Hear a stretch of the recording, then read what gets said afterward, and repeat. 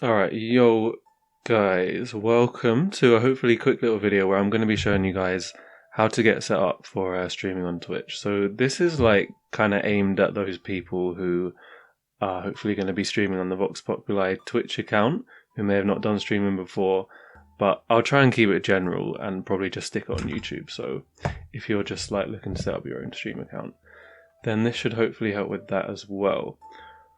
So I'm going to be using, this is OBS Studios that you can see here. The other option that you can use to stream is Streamlabs Desktop. They're literally pretty much exactly the same. I'm actually recording this on Streamlabs Desktop that is here. Oh crap. But yeah, like literally pretty much everything about the UI is the same. I'm only using OBS Studio here because this is going to be for like my second Twitch account, and I'd rather just keep them separate since I have everything set up on the other one. So yeah, as you can see, I've created a scene here which is basically the scene that I would use to stream with, and I'm going to create a new one which is going to be basically exactly the same, but instead of gameplay it's going to be just my screen one. So the scenes is like you can easily switch between scenes and put like different sources in the scene so that you can like switch between things that you want people to see. Yeah, and then you basically just add the sources into the scenes. So we're going to add a display capture. Game capture is here. That's just going to capture whatever game you're playing. Works on pretty much all new games. Some of the older ones won't work and you will have to use screen capture for them. But if it's a newer game, just use game capture. Sometimes can take a while to like recognize it. But yeah, if it does recognize it, it should be a bit better quality, I think. We'll do display, we'll call it screen 1. Source then, okay. And we'll just do automatic here. So this is now capturing screen 1, capturing itself. And okay, that's there. So next thing we will add, I mean you can technically make this like smaller and stuff if you want. If you wanted your screen or your game to only take up a certain amount of the screen, you can drag it in and out like that. Now let's add our cam, which is video capture device. I already actually have cam, but I'll put it as cam 2. There it is. Again, I'm not sure what you could really change here. I'm sure you could change some like color and stuff, but I don't really need to. There I am. Let's make me a bit smaller. And basically whichever one's further up is the one that's going to be on top. So obviously you want your camera above your screen source in this case. Now the next thing we're going to add is overlays.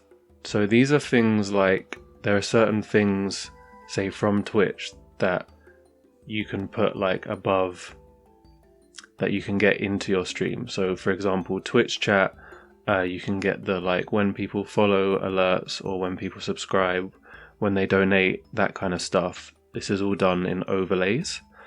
And generally most of the overlays come from Streamlabs, and the way that you put them in is using a browser source where you get the URL that you need and you put it into the browser source. So you guys who are doing this for Vox Populi officially, I will send you the URLs since I have access to the stream account. But for those of you who want to do this for your own Twitch accounts, this is how you do it. So you go on streamlabs.com, you click login, you continue with Twitch, assuming that you're logged into your Twitch account. It will ask you to like authorize here, but I've already done that, so I don't need to now. You just click authorize. And you get straight here, you click all widgets. So this is the alert box that does the subscribers, followers, and stuff like that, notifications. This is the URL, you copy it. You can change some stuff down here To be honest, we actually might use a alert box from a different website because I think they have a better alert box on Streamelements. It's essentially the same process though, just on streamelements.com instead of streamlabs.com.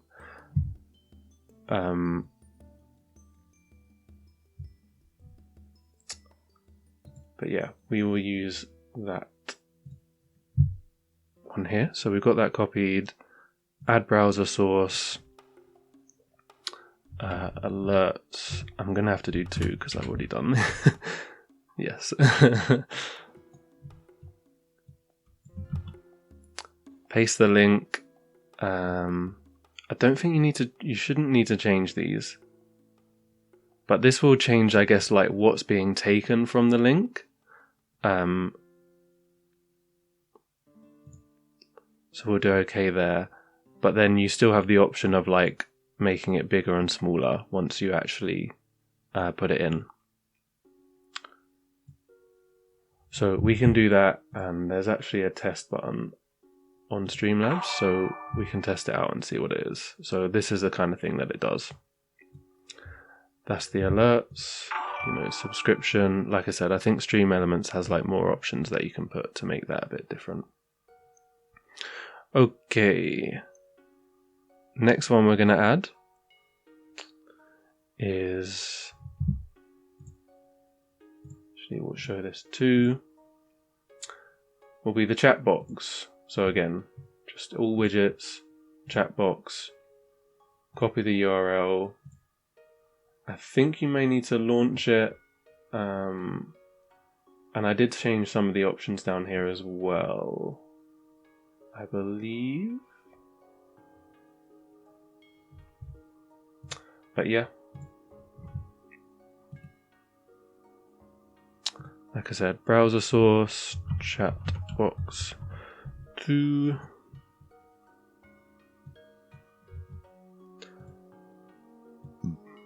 Okay, so again, we can move that about over here. We can do a test on that as well.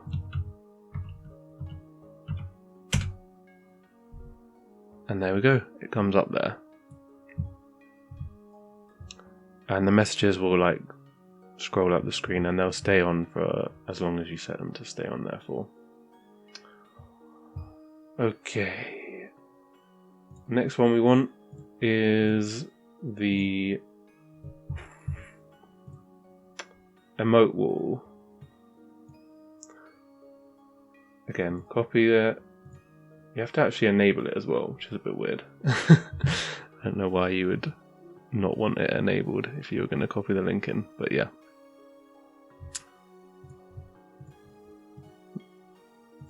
Another browser source.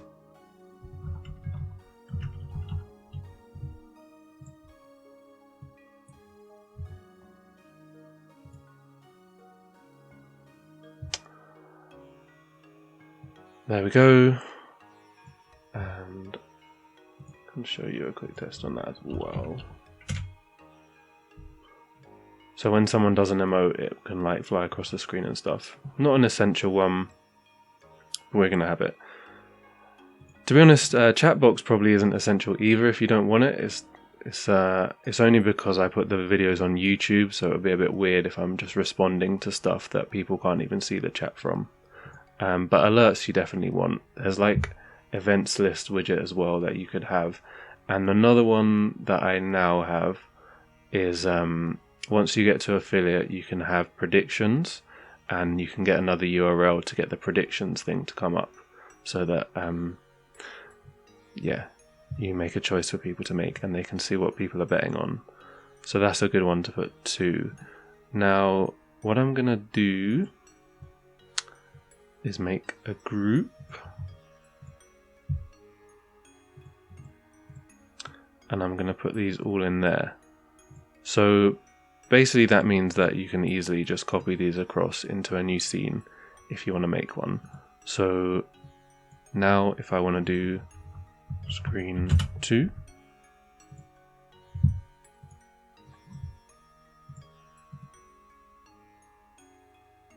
we can again add video capture device, but this time we'll do add existing and we'll just add the one that we already did. display capture, we will have to add this one new. There we go. It's just going to be a bit confusing actually now you can see that.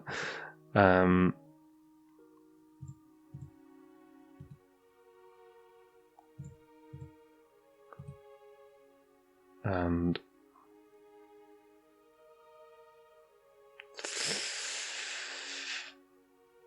I think that don't actually know the difference there, not gonna lie. Maybe a reference would update if you changed the other one. Let's actually test that out. So the emote wall is there. Yeah, so I think a reference means that if you change it on one, it will change on the other, whereas just duplicate will mean that it won't necessarily change. Also, I recommend having the emote wall big. Okay, let's move on to talking about audio sources now. So, yes, audio you do in settings here. So I think the way that this comes is usually like this. You'll have a default audio and a default mic. I definitely recommend, okay, so we'll do, so these are your like output audios. So I would recommend having, like, default is probably good, but you should also set the other one to something, like whatever you're most likely to be using. Because default generally will work, but sometimes, like, when you're using like Discord or, you know, chat apps, the default will just randomly not work, and then you'll want to have that second one that's set to a specific output device, so that anything coming out of there should also come out on your stream. So this is the default one, and then this is the second one that I set, and you can use these sliders to set the volume. So I set this one to 0 since we're not using it, but if for some reason the default one wasn't working, then I could use that one instead if I was using that output device. For mic though, I definitely think you should label your mics, just like have them set individually. Don't use the default, have them set to the specific microphone. So if it's a headset or like a proper mic or whatever, my webcam has one as well apparently, but yeah, we're going to set it to that specific microphone, because you'll want to set each of your mics up differently as well, because they'll probably have different like sound levels and stuff. So that one is here. You can see it going up when I'm talking. It's not actually recording because we're not recording on OBS, but yeah. And then this is the webcam one, which is there anyway because I put it as a source. It doesn't seem to be picking up, but yeah, we'll set that to 0. So yeah, you can see the levels here. I think generally you want like game sounds to be somewhere in the kind of high-ish green area. You want your voice to be in the yellow, and you don't really want stuff going over to the red. So the ways you can do that is by using filters. So you right click. So I didn't mention I was right clicking earlier as well when I was adding these. You right click and then add. And you can right click to rename and stuff. So yeah, right click to rename these or to add filters. Now I've already added these. So you right click again and then you have these options. I added noise suppression. I added compressor. I didn't change whatever it was. I don't know what these mean. So this, yeah, obviously is going to try and suppress like background noise. This kind of just improves it somehow. Now this is a limiter, so basically it's going to mean if something crazy happens, like you sneeze or you touch your mic, you bang your mic, then normally that would make some crazy loud noise compared to your voice. But this way you can limit it to like not go over a certain decibel, so the lower you put it, you know, this means everything's going to be quiet because it's going to limit everything over that threshold. So you put that on a bit, and then I've put a gain on as well. So even though you can see that we're like fully up on the mic there, it wasn't actually loud enough. So a gain filter allows you to like put up to basically amplify the volume more. So yeah, I've got 10 decibels, which is quite a lot more, to be honest, because my mic is quite quiet. Don't know about these. I think it makes a difference. I think that it goes down in terms of the order that it does them. I think it will do this first, then this, then this, then this, which is why I set them in that order. So yeah, that's how you add audio filters. You can copy them and then paste them onto other devices. And yeah, like I said, you'll probably want to have a different like gain filter on each mic that you have. And you can also use filters on all of your other things as well. I tell you what we might do, right? We might actually put a filter on the alerts because they're quite loud. So I'm going to put a gain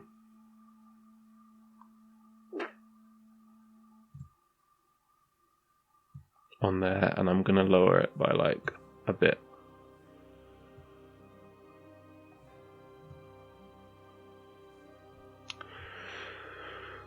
Cool.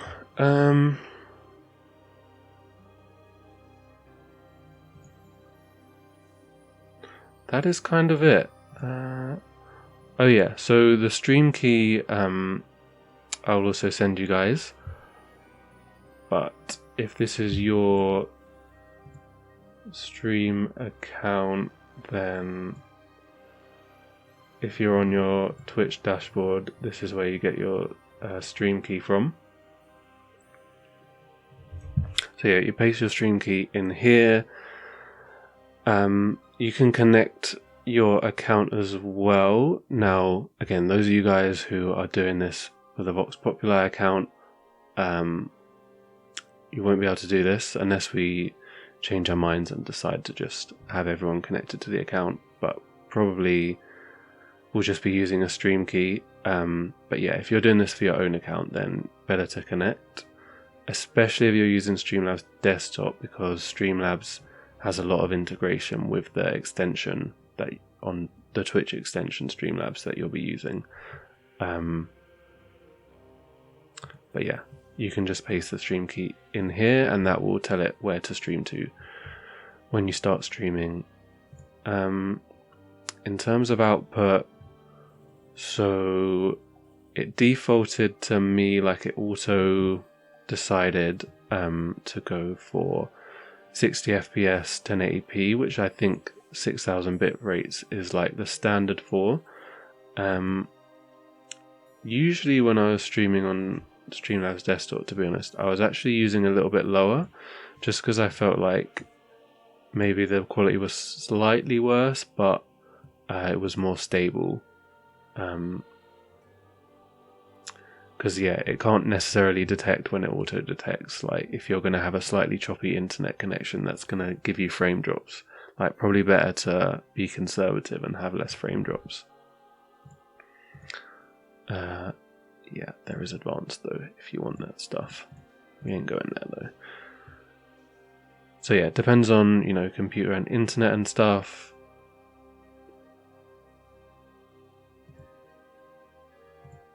That's audio, we covered that. This is for if you're actually recording rather than streaming. You can set all your hotkeys if you want. I guess what probably the good streamers do is they have like, well, they have scene transitions and maybe you press hotkeys to like transition between the scenes. And yeah, so one last thing I wanted to show you guys that I use is a starting soon scene. So this is for when you first start your stream. because people ain't gonna be there like on time unless you actually like schedule it and have a regular stream. Then they might be, but if you're anything like me and it's just random, you might want to wait a little bit so there's people actually there when you start chatting. So the way I do this is with an image.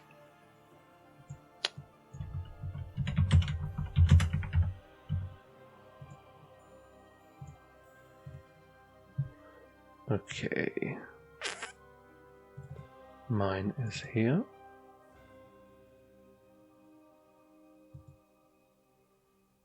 So that's the image, and then I had media source,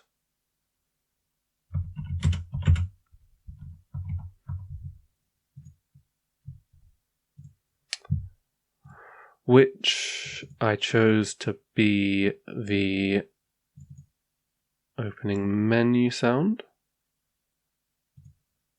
from Civ.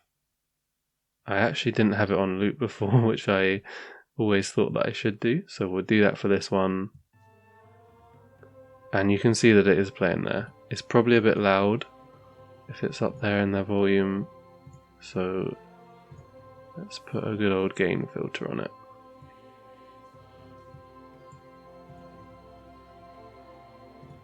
Yeah, that might even still be too loud, you know. Something like that. So then when I start the stream, I'll put it on this, wait however long, maybe 5-10 minutes or whatever, switch over to this and start playing the game. So yeah, this button to start streaming. And then I think, so on Streamlabs you get like a prompt. It tells you to put the title and the, well, if you have it connected to your account, you'll get a prompt that comes up and it will say like title and category of your stream. But I think like this, it will just instantly start streaming, and what you'll have to do is come to Stream Manager and edit stream info, which you will be able to do even though this is not your Twitch account. Since you have editor access, you'll be able to come here and do that. Okay, that is everything. Took longer than I wanted, obviously, but there we go. That is from 0 to streaming on Twitch in 20 minutes. Hope you guys enjoyed.